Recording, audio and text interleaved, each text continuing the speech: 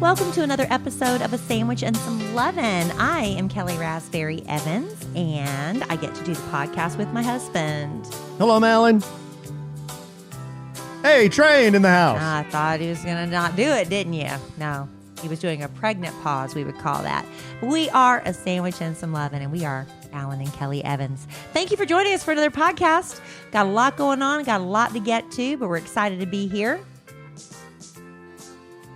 Yeah, we are? What are all these pregnant pauses about? I don't know. You're starting this real awkward. It just sounds real awkward. Why am I awkward? The way you're getting into this is just really manufactured and awkward. I'm sorry. Yeah. I'll try to be more genuine. Why don't you show me how it's done? Be more genuine. Show me how it's done, Mr. Genuine. Be more genuine. All right. What would you like to say? Oh, I don't know. Nothing. I am pretty happy that the Cowboys won yesterday. Yeah, you about to said lost because you were getting used to saying that, right? Yeah, I know. I have been getting used to saying that. But that was nice. So here in the podcast room, we actually have a game on right now. It's the and I'm gonna, I'm not gonna gyp the listener, but You're gonna be distracted by the game the entire time. I do have one eye on the Kansas City and San Diego Chargers game. That's not fair. That's not fair to the podcast audience that you're not really paying attention. I will pay attention. I'm just kidding. Thank you. Because we have a lot to get to. We've got a lot. As always, a lot going on when you're raising 4 kids, you're trying to run businesses and also have other full-time jobs. It's a lot. But this is just one of the things we get to stop down, assess, sometimes maybe just unload about what's going on in our lives, sometimes talk some stuff through, hopefully provide some entertainment value. Some entertainment value. Well, that's the goal, right? To help people pass the time. Yeah. No, we do get a lot of messages from people that say they listen. I get a lot of them that say they listen at work and it helps them pass the time, or they listen while they're What kind of jobs do you have that you can stop that you can listen to a podcast? A lot of office jobs. You can do that. Can you listen to something and work at the same time? I'm not good at that. A lot of people who are, work at a computer, sure they can. I can't. If somebody's talking to me and I'm working on a computer or reading something, I cannot hear what you're saying. I have to be focusing on one thing at one time. I could have music on in the background, but I don't think I'm really listening. Huh? Right? So if people are talking, like I will sometimes be listening, to a podcast, but I get distracted or something. I have to go back, hit that 15-second rewind over and over and over and over and over again till I get back to the part where I remember I was listening. Yeah, I'm not a good podcast listener.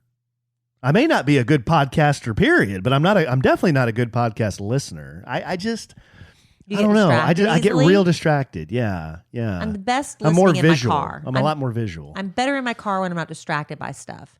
But like the other day, the podcast kept me a lot of company. I was listening to some past episodes. I like to listen and critique ourselves from time to time.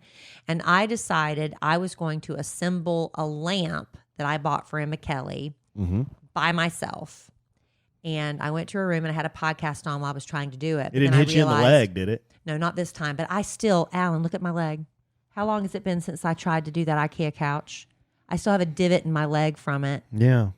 I'm sorry. It attacked you. Yeah. I tried to do an IKEA couch without Alan's help because I wanted to show him I could do it. And I dropped a cushion because it was wedged in there and I kicked it out really hard or punched it out. It landed on the ground and jumped up and then gashed my leg. Yeah.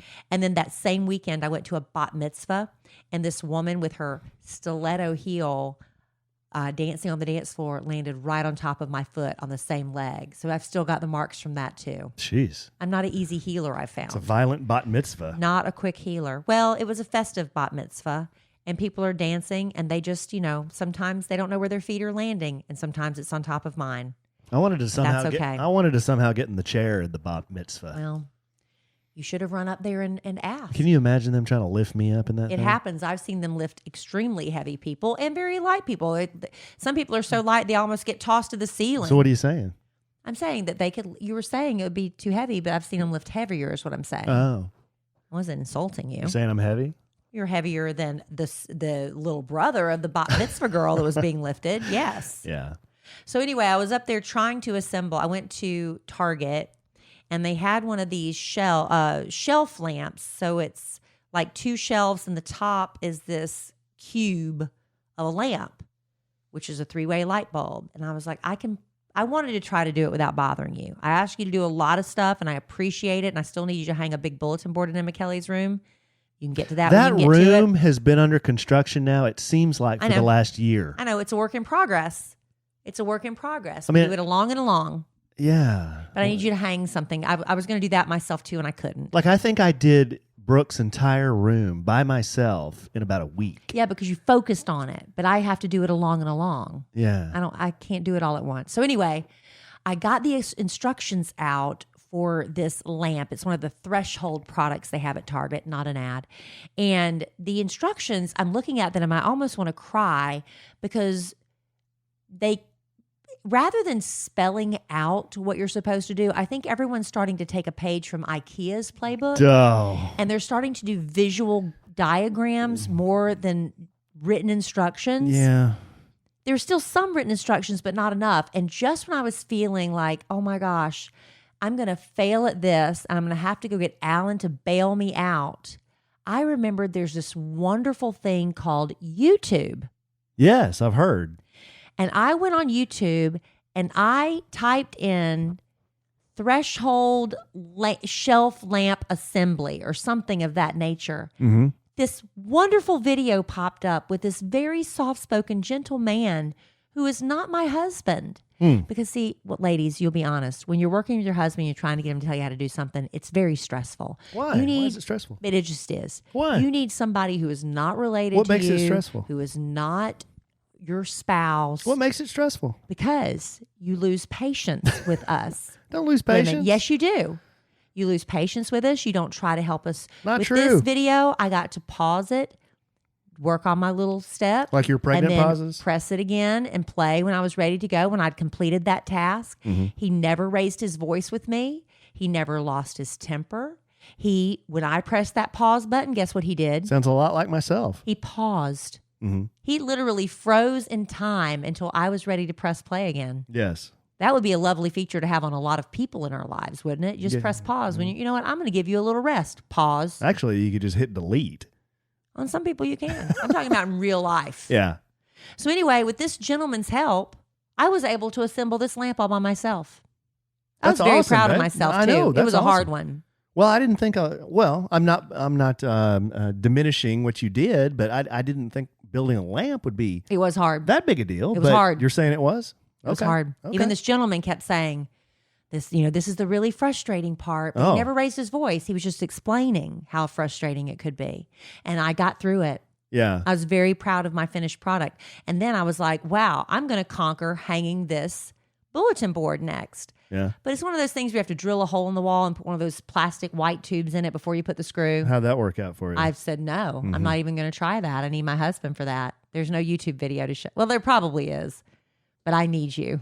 The one thing I've learned over the years about that little thing that you just described. It's hard. Well, it's not, but you always have to take a little nail or have a stud finder. But if you don't have a stud finder handy, you take a little nail and nail in the drywall to see if there's a stud behind the drywall.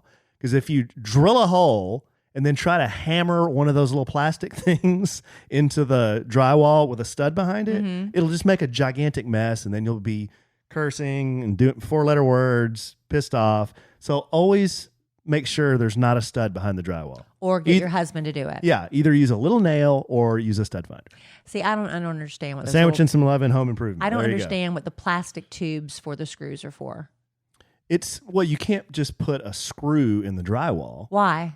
Well, because it'll come out of the wall real easy. Why does the plastic not come out? Because when you screw the screw into the plastic expands a little bit, and it holds itself into the drywall. Okay. That explains that, but I don't want to do that, so I want you to do that Some for of them me. have prongs on the back side, so when the screw goes in, it like attaches Prongs? itself. Yeah, it attaches Oh my itself to the gosh. drywall. Why is everything so hard? It's not. It's not. It's not at all. Well, then show me how easy it is, honey, and I'll sit there and I will compliment you. You just got to make sure there's not a stud back there. I will tell you how sexy you are the whole time. Except for me.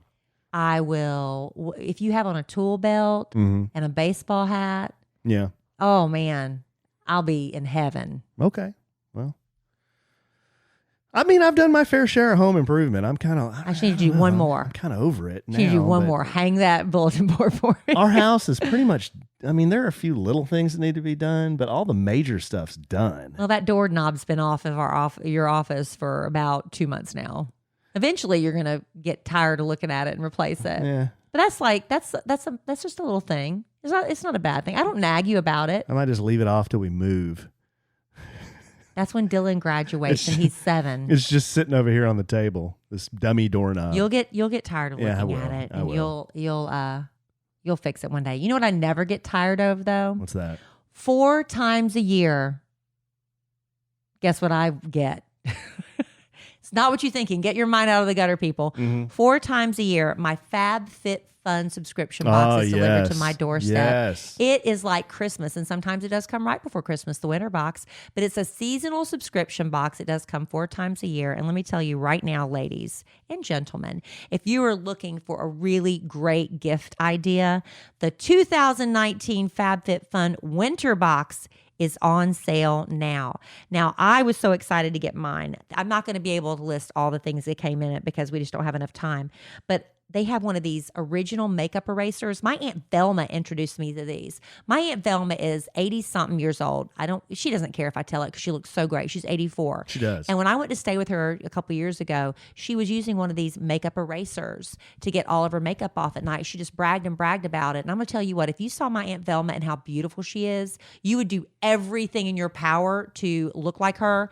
And makeup eraser is one of the things she told me about. And that was in my FabFitFun box. Also, what happens when you have dry winter skin, dry winter scaly hands? I got these Thirsty Hands super hydrating hand masks, and I am a big fan, proponent, long live the day planner, the 2020 lovely Paper Source. That's pretty. I day like planner. that. And That's Paper Source really makes nice. quality stuff. That's just a few of my favorite things out of the winter box. And listen, it's the perfect way to treat yourself or other people on your list this holiday season to get yourself ready with these carefully curated box of products. Each one has what you need to be your best winter self.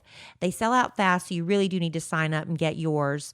Like I said, that feeling you get when it shows up on your doorstep, nothing can beat it. There's always guaranteed to be at least $200 worth of products in your box, only $49.99, but it's more than just the box. In addition to that, you have access to the members-only flash sales. You get FabFitFun TV with exclusive content from experts like Venus Williams, Jillian Michaels, so many more. All of that comes free with your FabFitFun membership. Yeah, it does. FabFitFun is a seasonal subscription box with full-size beauty, fitness, fashion, and lifestyle products.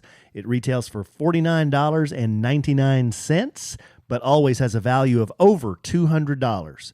Use coupon code Kellie. Oh, wow, okay. Kellie for $10 off your first box at www.fabfitfun.com. That's www.fabfitfun.com. Love FabFitFun. Yeah, I know you do, because I am so happy when I get it.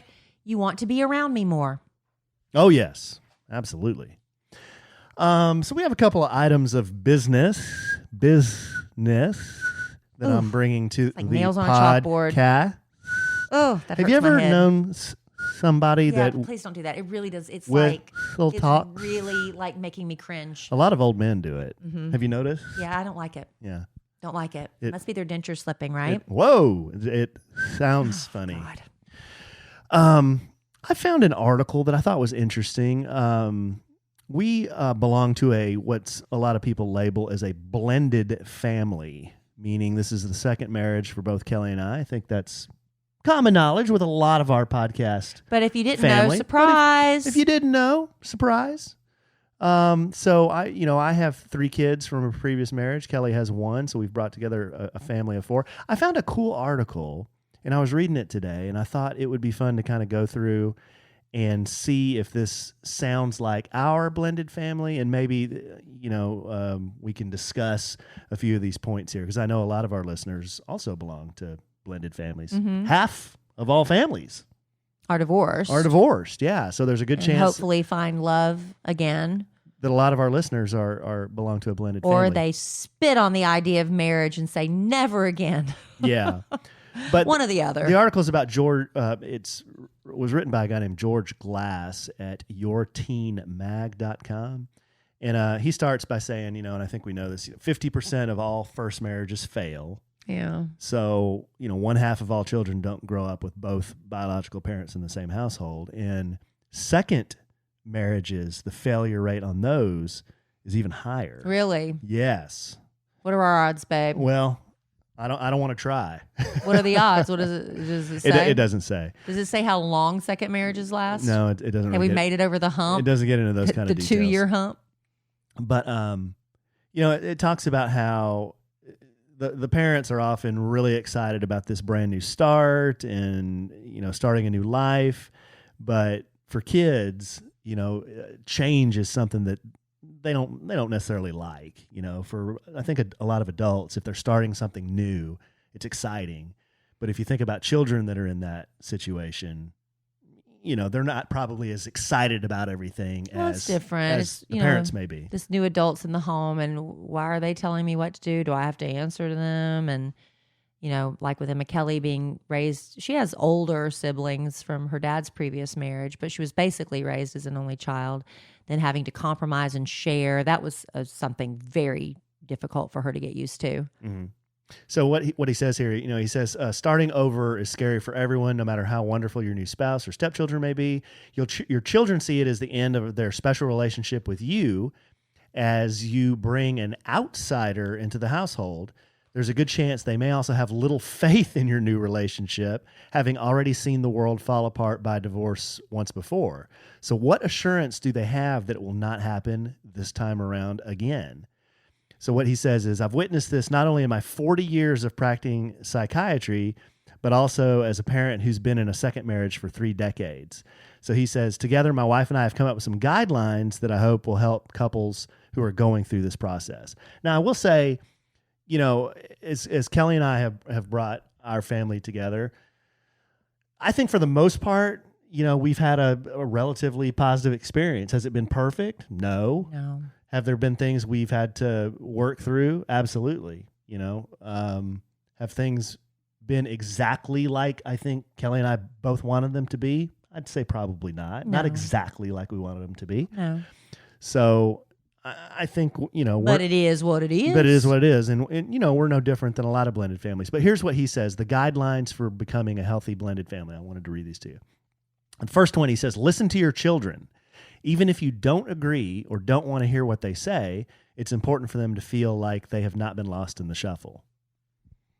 What do you think about that? Of course, you need to hear their concerns. To them, it's their entire world. You see bigger picture things than kids do. All they know is what's happening right now and what's right in front of their noses. Mm-hmm. And they don't see big picture. They don't have the benefit of hindsight. Right. At that age. So we do. With our hindsight, we got all the wisdom that they don't. So you have to listen to their concerns that are very valid because they're living in the moment, unlike adults. Yeah. And the second one, I think, is kind of related because I think we have such I think our desire as adults is for everything, this instant gratification. You want your new marriage to be perfect and everybody be perfect and everything be perfect, like right off the bat, and not have to work at it. And it just should be perfect this time because it's I know what I'm doing this time, and that kind of talk. But what he says is the blending process should be measured in months and years, not days and weeks. So don't expect that just because you're happy or want it to work, kids will always buy in when you want them to. Well, yeah. Everybody's on their own timeline, right?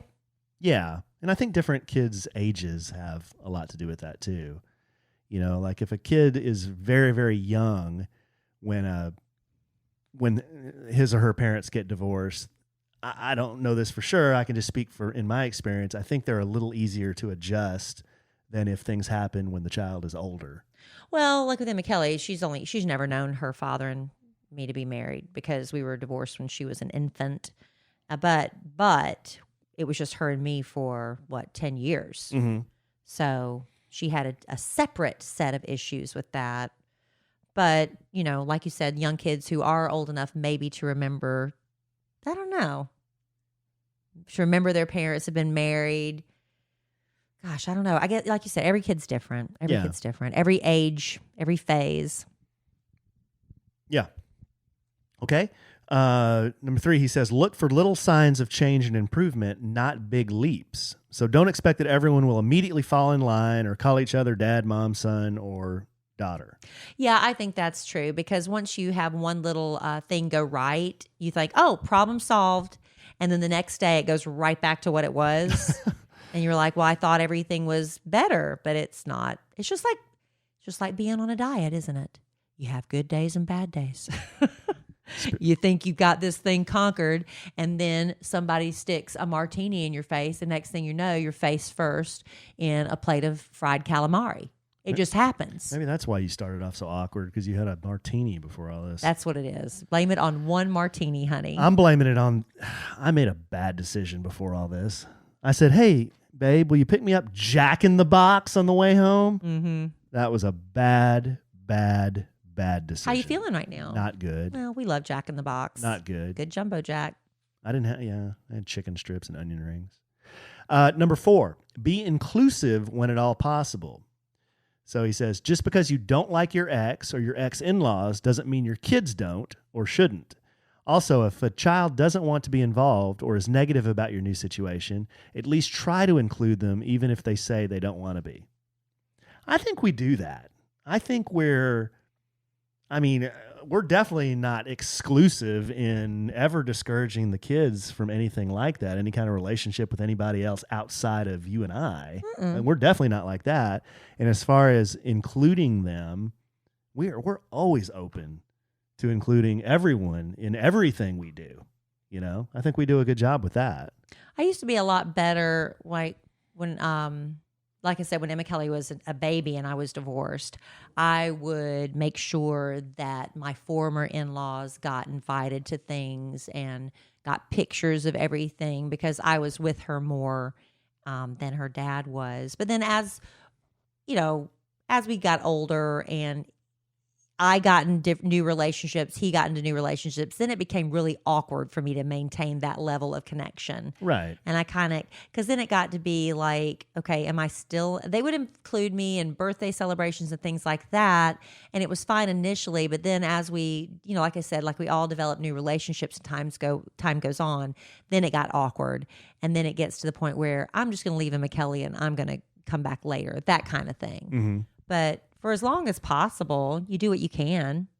It's just a polite thing to do. It's just the polite thing to do. Yeah. Until, like you said, you bring someone who's not associated with any of that into your life. Yeah. And then it's really awkward. Yeah, it's kind of. Hey, honey, do you want to go with me to my former in-laws' anniversary party? Right. No? Why? Why? Yeah, right. Okay, number 5. Let the biological parent discipline or say the critical things to their own children. Yes. So he says, if you don't like something your new spouse's child is doing, tell the spouse and let your spouse tell the child. Otherwise, the child will give you the "you're not my parent" routine, and your new spouse may end up having to take the child's side. Well, within reason. If it's little things like correcting someone when they don't say thank you. Yeah. I mean, that's a little thing, and I will handle that. I don't need to go tattletale to Alan. Alan, I bought Dylan lemonade, and he did not say thank you. I can take care of that. Right. But, for the bigger discipline issues, oh, absolutely. I don't think I've crossed that boundary. No, I think You've handled all the major discipline with yours and me with Emma Kellie, even though they're ours. You know what I'm saying, biologically speaking. Yeah. And I think we're lucky in that our kids aren't that bad. That they're good kids, and we rarely do we have some big, major, dramatic it's not breaking that bad. of the rules where we haven't really had that yet. No, I just remember that one day the boys both had to be grounded like all day, and that was like I even forgot what that was about. I remember. I won't remind you. But it was like wow, because they never really. That was such an odd thing. And we've been together over 2 years now. And that's the one incident that I can think of. Yeah. So they're good kids. We're lucky in that respect. Now, moving into teenage years, when everybody's a teenager at the same time, we might need to revisit this list. Yeah, really. Number 6, don't forget that you are supposed to be the adult even when kids try to pull you out of the role. This means don't say hurtful things that will be remembered long after you forgot them. That's true. That's true. I mean, that goes for whether you're dealing with your kids or anybody, your spouse. I know. But you do sometimes as an adult, we still get petty and you want to stoop down to that little petty, childish level. It just happens. And sometimes you do. Yeah. And then you have to apologize. I have apologized to my daughter on numerous occasions for not acting appropriately as an adult should. Then the last one, number 7, try to learn from your mistakes and your overreactions to situations. Yeah. He says, if you don't, the same situation will just keep coming up until you figure out how to manage things differently. Building a blended family is not an easy process, but when it works, it takes a lot of work on everyone's part. It can be well worth the effort. Yeah. Going back to that, I'm sorry when I do something wrong. It's one thing if you apologize and really try to not do that again. It's another thing just to keep repeating it and then just say, I'm sorry, and then do it again and again and again and just apologize every time. That's not learning and evolving, right? Mm-hmm. I think, like I said, all in all, our experience blending the families and bringing the kids together, given our work schedules and their sports schedules and their school schedules and just everything that we've got going on. We're going to give ourselves a grade of what? I don't know. B plus? Kind of grade I'd give us, but A minus? I think we're doing the best we can. Doing the best we can. So C average. Is that the best you can? I think we're doing better than a C average, but I just think in this situation, it's not easy a lot of times, and you just have to do the best you can. Yeah. So you never look back and say, well, crap, I mailed it in here, I mailed it in there, or I wish I had done this different, I wish I had done that different. Did you do things the best you could, the best you knew how at the time, right? And you just hope it's good enough. Yeah, you just hope. And sometimes the best you can is just feeding them and keeping them alive for another day. I remember one time I was just feeling like the biggest failure of a parent. I was at wit's end. And my friend Erica said, "Did you feed her?" "Yeah." "Then you're doing a good job." That was her advice to me. Because sometimes that is the best you can do. Is because when they're at your wit's end with them, you just kept them alive another day. Yeah. Right? Exactly. Your goal is to get them to adulthood. Keep them out of jail. Keep them from becoming teenage parents. Yeah. I mean, there's really keep them alive. That's our goal as parents, just to get them to that threshold when they can take over the reins for themselves. Yeah, keep them safe. Give them the rules of the things that kind of keep them safe.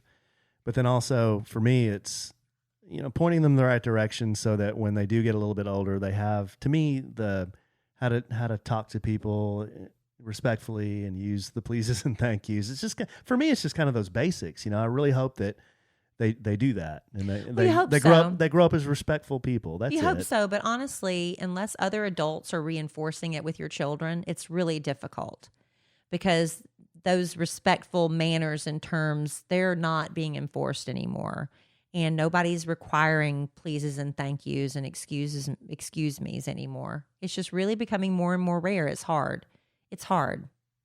One of the things that I love, it just makes my heart happy when I see it, is I've got the boys in the habit now of always opening the door for people. They always do it when we go in a restaurant.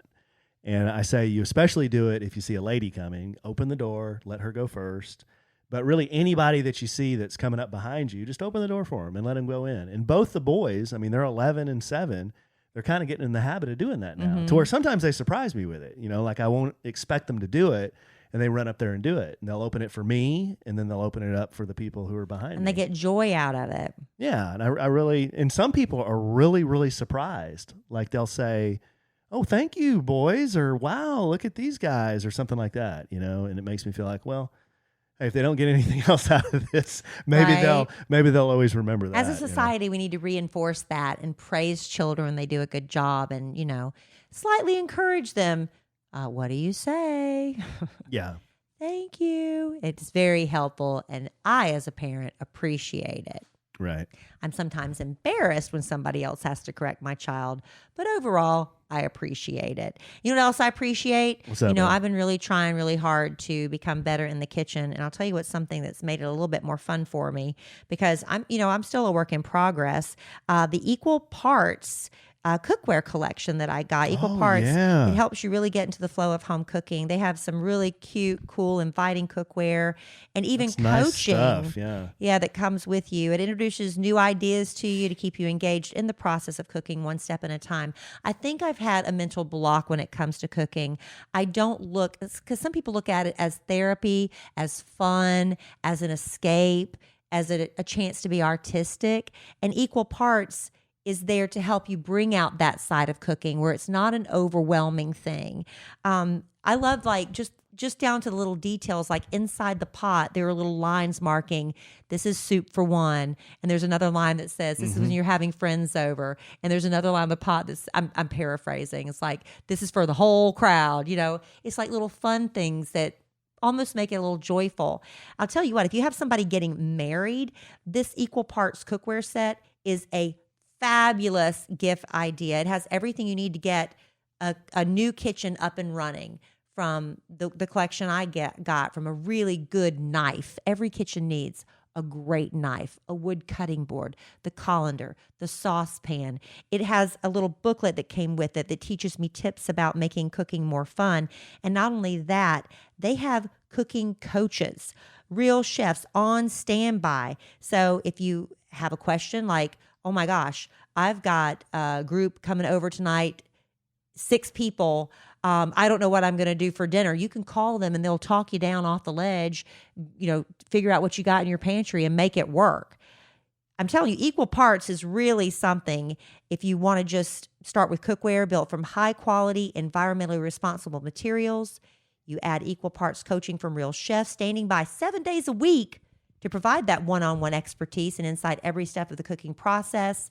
You need to look into equal parts. And get into the rhythm of the kitchen with a friendly and inviting cookware, coaching, and guidance from Equal Parts, all with free shipping and free returns. Visit equalparts.com and get $50 off any cookware kit over $200 with code SANDWICH. That's equalparts.com. Enter code SANDWICH. I'm gonna tell you that standby chef 7 days a week is that's the miracle right there, right? Get into the rhythm of the kitchen. Yeah, I want to really say I love cooking and mean it, and I'm gonna get there. One day, honey, you're gonna be married to a happy barefoot Contessa. Mm-hmm. Don't believe me?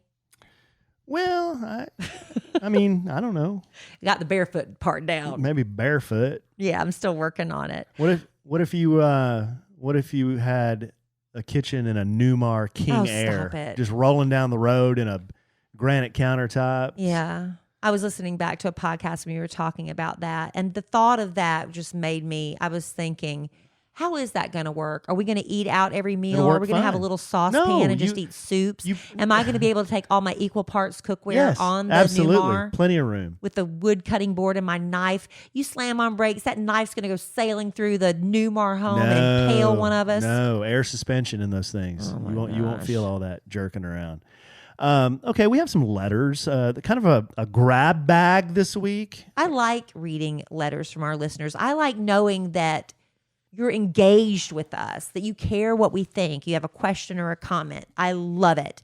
And by the way, I finally, after 3 weeks or so, made good on my promise and posted my mother's macaroni and cheese recipe. It's on my Instagram right now. Well, if you let me get to some of the letters here, we could address that. Yeah, that's okay. I didn't know what you were pulling. Go ahead. Well, obviously. I'll act like you didn't say it. Obviously. Okay, here's one from I'm a Hooker. What? She says, "Hi, Kellie and Alan. Hoping everyone is doing well. I've been listening to some past podcasts, and I want some updates. Alan, I need an update on your movie and your multicultural Cuban modeling career." Kellie. Oh, my God. On a podcast, you mentioned your daughter has asked for a belly button ring. Yes. Has she said anything else about that? Why don't you address the belly button ring? No, the belly button ring has come and gone very quickly. She does now want an ankle bracelet. Mama is cool with that. An anklet? An anklet. I wouldn't mind having an anklet.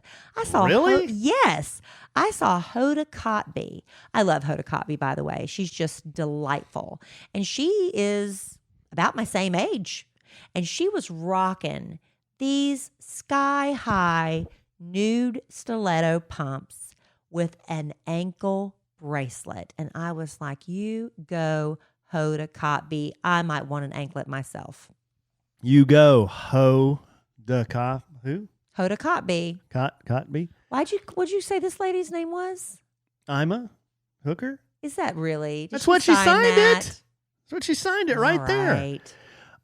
What's the story with the toe ring? I tried on one before just because I wanted to see what it felt like. Yeah. But honestly, I don't want to draw a lot of attention to my toes based upon my fourth toes. My fourth toes are shaped like cashews. They are not cute. And I think I have the early stages of what may become a full-blown bunion. What about a hammer? I thought it was a hammer toe. So why would I want to have a spotlight shining down on my foot in the form of a toe ring? I don't know. That's why I'm asking. Do you find toe rings sexy? Honestly, I can take them or leave them. No opinion, really? No opinion, really. I mean, if you wear a toe ring, more power to you. What I've gone on record saying I like is the foot tattoo. The foot tattoo done right, it's good. It's a good thing. What is one done right? Give me an example. I just have to show you. Is it on the I'd have to show arch you a of picture. the foot, on the ankle? It would be on like the top, on the top, like on your right foot, kind of the top right, mm-hmm. or on your left foot, the top left. Closer to the toe, or closer to the ankle, like toward the top of the foot? More on the foot, something like kind of feminine looking. I mean, I can't even describe it. Well, I'd have to show you a picture. I always refer back to Nicole Richie's rosary anklet that she has around. Oh. It looks like a piece of jewelry. It's like the anklet is tattooed around her ankle, and then there's like a rosary across or something down the instep of her foot, the top part of her foot. This is just me. I don't know that I'm a big fan of tattoos that look like jewelry, because I've seen those before, and I like that. Personally, I don't really like those. What would you rather it be? Just like something feminine, like a scroll or something. Like saying, like words. I've seen words are okay, but then you're always kind of staring at the foot, trying to like read it. And what do you mean by scroll then?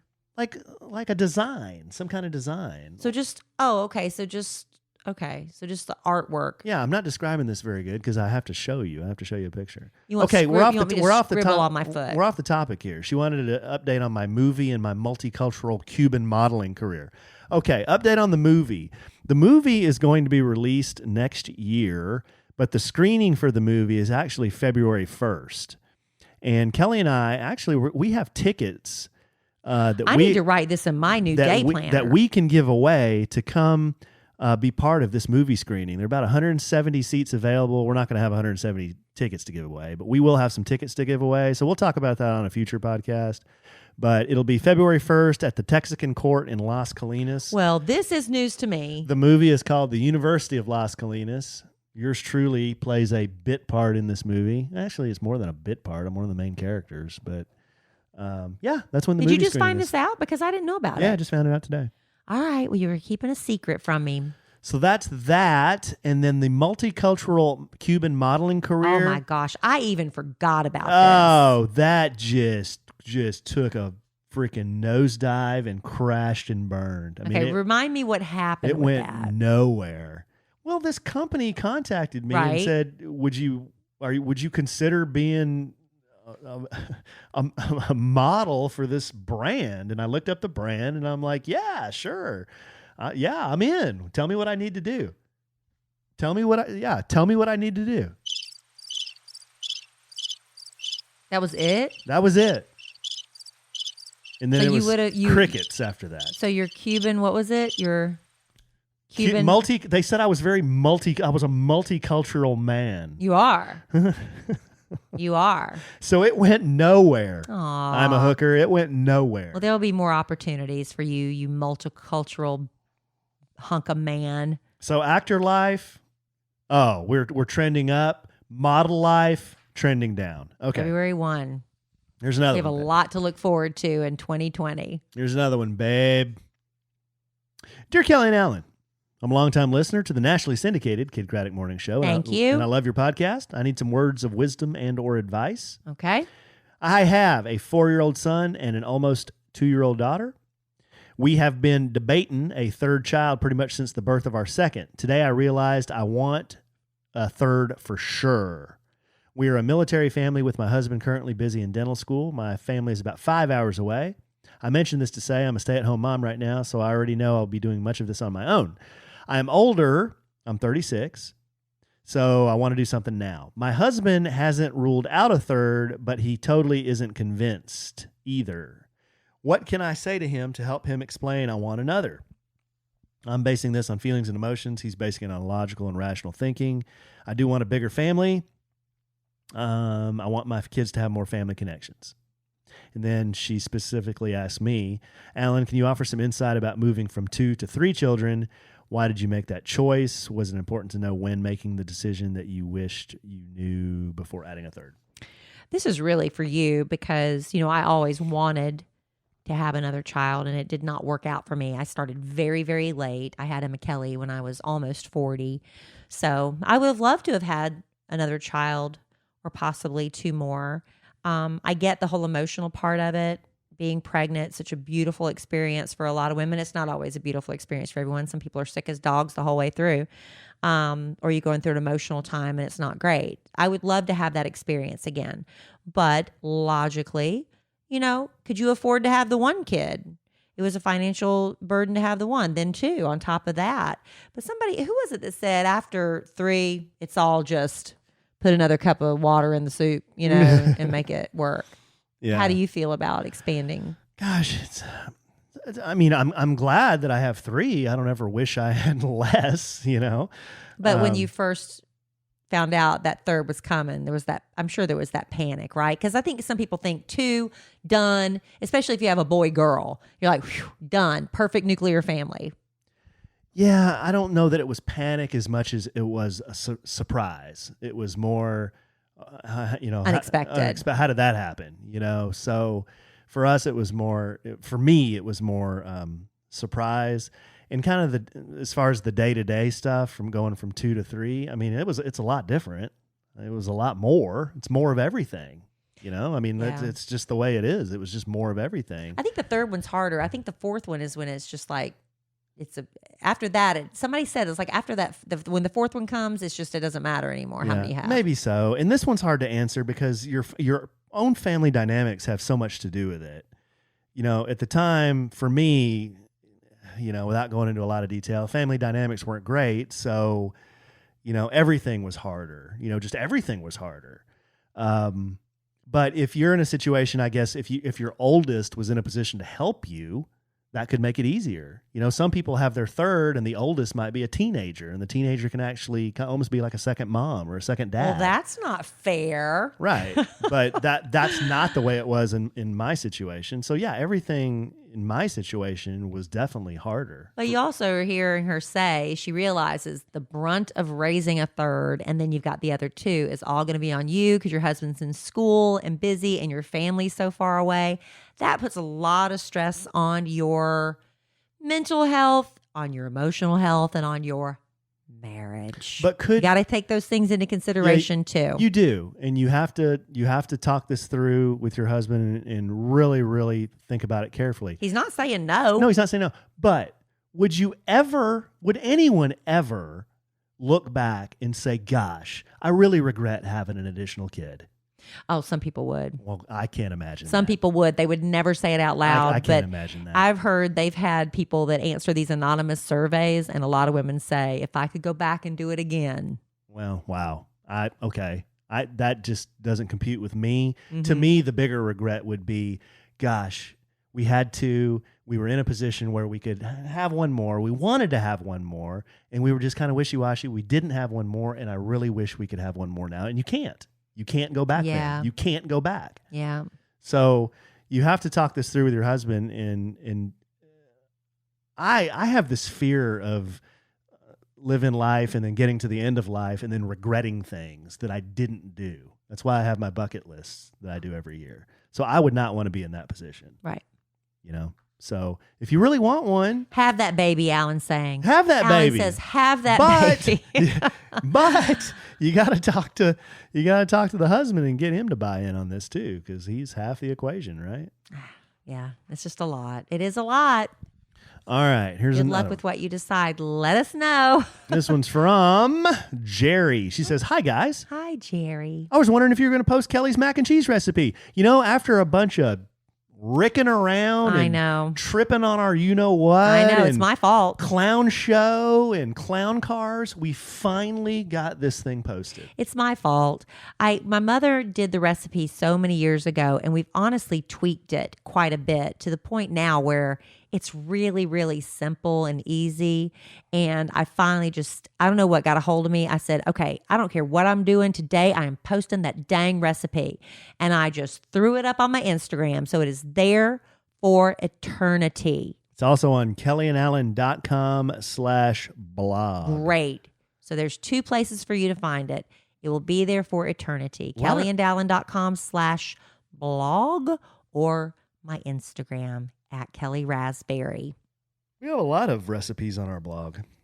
For what else? Oh, you did some. Get out there and read the blog, well, honey, Evans. It's been a while. Why would I read my blog? But what do you mean your blog? I'm the one that gets out there and does the blog. Yeah, your recipe, but your recipes. Yeah. Well, I have a steak salad out there. I got my mom's cabbage. Oh, yeah. That's when we were doing the Red Mountain so regularly. Yeah, that's right. I think I have a chili recipe out there. Yeah. Lots of recipes out there. Alan has healthy recipes. Mine is pure, sinful, gooey goodness. Yeah, yours are southern, thick, heavy casseroles. Yeah. Sauce, cheese-based. Mm-hmm. Ambrosia.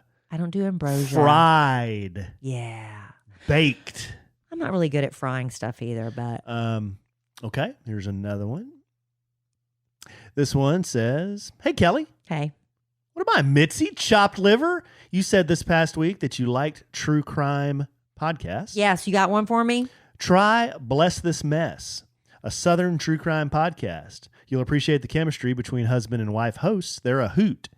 You must also listen to Ear Hustle if you haven't already." Okay, let me write that down. Love y'all's podcast, and I wish I lived in your cul-de-sac so we could hang out. Y'all have a great weekend. Bless This Mess. I guess I could just take that letter from you. That would, Why am I writing it down? Would be the easier thing to do. Bless This Mess, and what was it? Ear Hustle. There you go. Okay, I'll tell you what I've been listening to a lot. I've been listening to the Dateline ones because it's just the episodes from Dateline NBC, which I'm never able to catch. So the thing I like about the Dateline podcasts is because you're one and done. You're not committed to a whole series. And sometimes your life just is better that way when you don't have to commit to a 16 episode podcast. I also just listened to Happy Face, which was okay. It was okay. It's about the Happy Face murderer, his daughter, and how it is growing up the child of a man that went on to become a serial killer, a very famous serial killer, and what she had to deal with as the child of, that kind of legacy. So Happy Face. But still, my all-time favorite, I was recommending it to somebody tonight, is S-Town. S-Town. And if you like to live and die in L.A., that one about there was a murder of a young acting student and a guy that ended up committed suicide, the one that killed her, To Live and Die in L.A. He's getting ready to come back with season 2 on a completely different crime. So there's a couple that I've got going on right now. Good stuff, babe. Here's another letter from Nicole. She says, "Hi, Kelly and Alan. I love your podcast, and I listen while jogging before work." Thank you. All right. Healthy. I find myself laughing out loud often, and I look forward to every episode. My husband has also become a fan as well, and especially appreciates Alan's subtle innuendo, don't know what you're talking about, that goes over my head. Maybe it goes over Kelly's too. Anyway, we love going on trips and plan early, where there'll be a podcast family vacation this year. We missed out on the last one due to prior commitments. Please say it's so. Thanks, guys. Nicole. That's so funny. I was just talking about this with someone else today, too. Man, 2 things I was talking about today are brought up in letters. That's the universe. Well, you going to answer the question, Evans? You answer it. Well, you were just talking about it. Wait. I was talking about it to someone today. What'd you say? That we are planning on doing it. Okay. Are we doing it? Well, yeah. For sure. I would think so. We don't have anything in writing, anything in stone, but I do know my vacation. Oh gosh, I don't have it in front of me right now. We obviously don't know all the details. I'm always off July 4th week. Give me 1 second. I can look at a calendar here. It's okay, babe. It's going to be around the July 4th week. We'll get organized and we'll give everybody dates of when this might be. But we had a good time. We had about 35, 40 people last time we did this. Yeah. And we had a big group go to the Valentin Imperial in Mexico, and we hope to do it again in 2020. Yeah, July 4th falls on a Saturday, so it will be the week following. So I'm not off the week before leading up to July 4th, but I'm off the week following. So that's your little ballpark window of when we're going to do it. I don't think are we going to get together with the travel agent before the end of the year and try to nail it down, or we're waiting till after? Maybe. I don't know.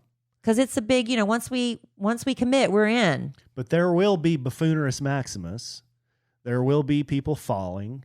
It happened this year. There were several falls. But they were all really good with it. There were several nip slips. We had a few of those. What else did we have? We had a lot of fun. We had a lot of shots. We had a lot of Bad Influence Jeff doing ridiculous toasts. Yeah, I'm wondering if we're going to have any repeat. Oh, I bet we do. Vacationers. And some brand new faces would be fun too. But the Hamlins are in. You think? Yeah. And the Hexts. But the Hexts are in? Sure. Maybe. We'll see. But Audrey and her tall, handsome, strapping husband. But the Deckers are in. Who wasn't even happy about going on the podcast vacation. He didn't want to go. Well, she told him it was for his birthday, and she surprised him. And he's like, I don't even know these people. Oh, and then that guy was just breaking it down. Yeah, he had a lot of fun. He was breaking it down in the courtyard. We had a lot of fun, and we look forward to doing it again. So keep the week after July 4th, which is on a Saturday. Keep that open because we'll have more specifics in the very near future, hopefully. There you go, babe. There you go. All right. Did you bring anything at all, or? Well, honey, are you kidding? You know how many weeks I bring everything and you sit there and look at me? Not true. And you just look at me sometimes and I'm like, not true. Can you help me, Alan?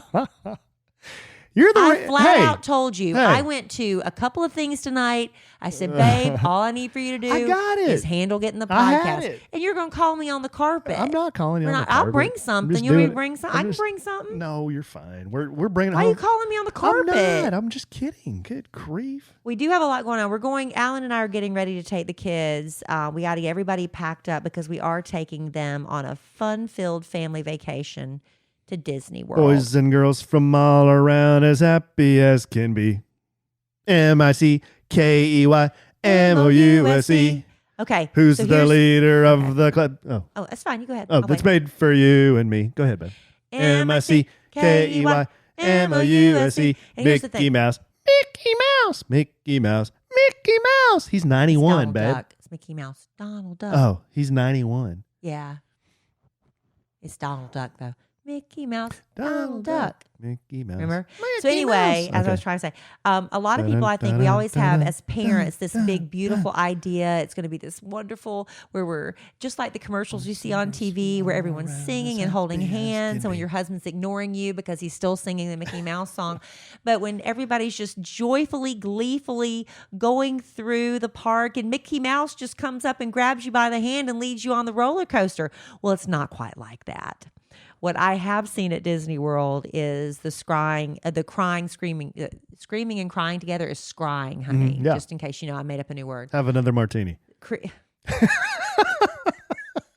Sometimes we combine words, and it's not blamed on one martini. Okay. But screaming and crying children because they're hot and they need a nap, and the lines are really long, and somebody spilt their Slurpee on the ground, and it's just one thing after another. But I'm hoping that it's going to be just one big, fabulous, fun family fest, that we're going to have lots of positive memories. And you know what? That's the thing about no matter how, the little maybe a few little temper tantrums and little pouty fits, that overall, I think the kids are going to look back on it and think that was awesome. Yeah. Right? I think so. What are you most looking forward to?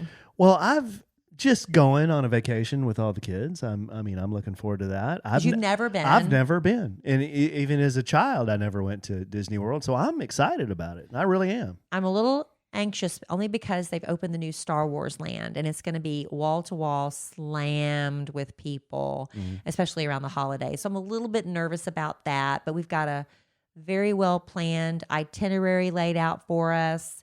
And I think we're going to be okay. Yeah, we're going to have a great time. One way or the other, we're going to have lots of stories to tell. We'll make some great memories, lots of stories to tell. And yeah, we're lucky we can do that, Yeah, we are. And I'm going to go, my spray tan is booked. So I don't know that it's going to last me the entire trip, but at least I'll start off with a little tan and maybe add a little sunburn to that and we'll get through the trip okay. But I've got to go through and we got to get everybody packed, pull out shorts again and T-shirts. The kids, man, I think Cole, our 11-year-old son, has had another growth spurt. Yeah, he's going to be a big boy. I know, it's crazy. So we got to get all that done. We have a lot of fun things to look forward to as we're heading to Florida this week. So we're actually going to do one of the podcasts from Florida. I talked to our producer, Robert, today, and he said that's going to happen. So make sure you're listening. Or are we going to just record like 10 this week or whatever we need to do? We're going to record one there. Oh, okay. Like when? We'll figure it out, babe. Okay. Or we'll record 10 this week. There's your options. Please? There's your options. But you know what? When I'm going to Disney World, I'm going to go back into my summer wardrobe and pull out one of my old standbys that I love. This is my Everlane t-shirt dress that I get so many compliments on. I love about Everlane is there's not a lot of frills. It's good quality basics that stand the test of time. They make premium essentials. They use the finest materials. They don't have the traditional markups that you find in other places. Plus, Everlane wants you to know what you're paying for, why you're paying that price. So they tell you their real costs. They're radically transparent about every step in the process, from the materials they use to the ethical factories they work with. No matter what your style or your preference, Everlane's clothes just look better. They cost less. They last longer because Everlane's selling directly to you. You can find prices 30 to 50% lower than traditional retailers. That t-shirt dress, I'm telling you, everywhere I go, where'd you get that dress? Everlane. And I've got a lot of other things from them. I love their denim. Their Japanese denim are made at the world's cleanest denim factory. The Italian-made leather shoes in my closet that I love to pull out and wear when I'm feeling a little extra special. I love, of course, that Meghan Markle's a fan of Everlane. That's just a little added bonus point. Angelina Jolie, a big fan too, because they're into ethical companies. And they're into quality pieces and not a lot of frilly stuff. People are going back to a simpler time.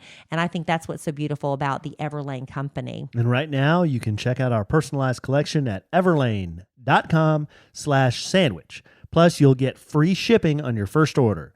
That's everlane.com/sandwich. One more time, just for good measure, babe. everlane.com/sandwich. Yeah, be following me on Instagram. You'll see me in my Everlane t-shirt dress. All right. Love Everlane. All right, babe. Well, I think it's kind of time to maybe bring it home for Jerome. Well, thanks for bringing the show today, babe. Yeah, I don't know. Hopefully some of the blended family stuff was interesting to some of our listeners, probably half our listeners. I guess I should have done something that was interesting to all our listeners now that I think about it. Let's see. What can we do to the other half of the... You know what I think we should talk about, hopefully you'll be willing to talk about the next podcast, is this book that I recommend time and time again that you finally read. I'd love to get your take on it. Oh, yeah. I'll do a book review. 4 Agreements. Yeah, I read the whole thing in about an hour. Alan, now when I read the book, The 4 Agreements, it does not take me an hour. Alan's what you might call a voracious reader. When he commits to a book, he reads it start to finish, usually in 1 to 2 sittings, because you just really get committed. Me, I'm the type of person that I'll read a chapter, lay it down, 2 or 3 days later, I'll pick it up and read it again. But The 4 Agreements, it's a book that Kid Kraddick recommended to me many, many, many years ago.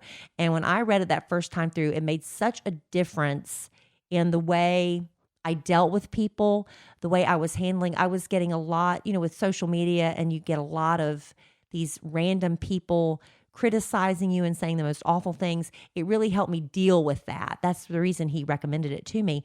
And I vowed, I'm going to read this book every new year just to remind myself and refresh those principles in my brain. And of course, I stopped doing it. But now you've read it and you've inspired me to read it again, honey. Yeah. So why don't we're teasing it for next podcast. For next podcast, we're going to review the 4 Agreements. We'll do a book review. But just real quickly, I really enjoyed it, to tell you that. I mean, it's a great book. I'm glad Kellie recommended it for me. And I'll tell you what I thought about it and how I'm trying to apply what I learned. It's really great. It's a really great book. I'm going to go get the book off of your nightstand and move it to my nightstand so I can start reading it again. There you go. Yeah, I've read a couple of self-help books in the last year, I guess, that I really enjoyed. One was by a guy named Mark Manson called The Subtle Art of Not Giving a Duck. That one was, and it's got a lot of the principles in that book I also see or hear in this book too. So I think that's why I liked it. It was reinforcing. Yeah, kind of. I mean, they're saying some of the same things, and just in different ways. Yeah, it's a good one. And he also, Daniel, I think it's Ruiz. I can't remember his first name. Miguel Ruiz. Miguel Ruiz. He also wrote a book called The Mastery of Love, but I don't remember being as enthusiastic about The Mastery of Love as I was about the 4 Agreements. Yeah. So that's a good one to read if you want to grab a copy, and maybe we'll read it together and we'll discuss it in the next podcast. Do you want to try to hit it then? Yeah. Okay, we'll do that next podcast. I'll make a note so we won't forget. I think we could definitely do it then. Great. And thank you for the podcast recommendations. Who was it that made that? I had them here. Mitzi. Thank you. I'm going to hold on to that and check out Bless This Mess and Ear Hustle. But of course, we always want to thank you for tuning into our podcast, A Sandwich and Some Lovin'. Oh, yeah. Without you, we got nothing. That's the truth. So please listen. Please. And tell your friends. Just tell one. If each one of you tells one person and they actually listen, that's doubling our listeners. Yeah, you should. Do you have a friend who Do you have a friend you think would like listening to this podcast? Like Kellie said, just mention it to him. Say, hey, you got to listen to these knuckleheads. I mean, the woman's pretty straight-laced and she's okay, but this guy, man, is she married? This guy's weird. You got to check it out. Is that what they're saying? I don't know. Maybe. Probably. How does he put up with her? Is that what they're saying? No, I don't know what they're saying. Hopefully they enjoy it. That's all I can hope for. And hopefully they'll all be going on vacation with us. Every damn body come on vacation with us. That would be something, wouldn't it? Yeah. It'd be fun. It would be fun. All right, babe. Well, I love you desperately. I love you. Love our listeners desperately. Love you all too. Love Mickey Mouse desperately. But I'm sure we'll podcast again from the happiest place on earth real soon. Nope, we're one more here. But we will podcast from the happiest place on earth real soon. That was a true statement. That is true. Here's another true statement. In the immortal words of the great Keanu Reeves, life is good when you have a good sandwich.